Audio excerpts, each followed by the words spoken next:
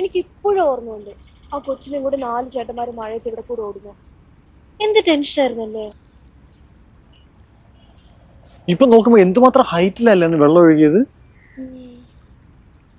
ഇടുക്കി ഡാമിന്റെ ഷട്ടറിൽ കൂടെ പാല് പോലെ വെള്ളം വന്നൊക്കെ ലൈവ് ഉണ്ട്, ഓർമ്മയുണ്ടോ? ഞാൻ ആ സമയത്തുണ്ടല്ലോ വീട്ടിലിരുന്ന് കട്ടൻ ചായയും മിച്ചറൊക്കെ തിന്നാണ് ടി വിയിലൊക്കെ ഫുള്ള് കാണുന്നത്.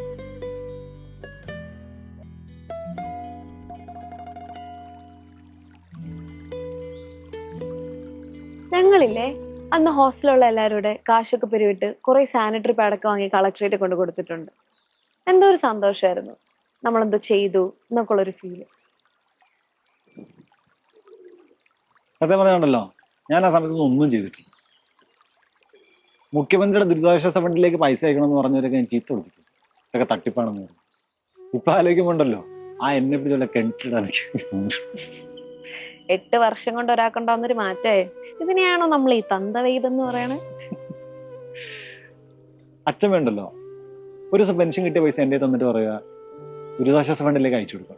ഞാൻ പറഞ്ഞ അച്ഛൻ തട്ടിപ്പാണ്, ഇത് അയക്കരുത്, കൊടുക്കരുത്. അച്ഛൻ ഒറ്റ ഡയലോഗ്, എനിക്ക് നിന്നെ ഉള്ളു വിശ്വാസം ഇല്ലാത്തത്, ഞങ്ങൾക്ക് പെൻഷൻ നിന്ന സർക്കാർ എനിക്ക് ഭയങ്കര വിശ്വാസം. അച്ഛമ്മ മാസമാണല്ലോ. കഴിഞ്ഞ 10 വർഷം കൊണ്ട് 6712 കോടി രൂപയാണ് മുഖ്യമന്ത്രിയുടെ ദുരിതാശ്വാസ ഫണ്ടിൽ നിന്ന് ആവശ്യക്കാർക്ക് കൊടുത്തിട്ടുള്ളത്. ചൂരൽമലയിൽ ഒരു ടൗൺഷിപ്പ് നമുക്ക് ഉറപ്പാണ് വരുന്നുള്ളത്. നീ ആലോചിച്ച് നോക്കിയേ, 1.5 വർഷം കൊണ്ട് 437 വീടുള്ള ടൗൺഷിപ്പ്, അത് വരിക എന്ന് പറയുന്നത് നമുക്കൊരു അഭിമാനമല്ലേ. അച്ഛമ്മയ്ക്ക് അത് 8 വർഷം മുന്നേ അറിയാം. ഇപ്പൊ നിനക്കും അറിയാം. എനിക്ക്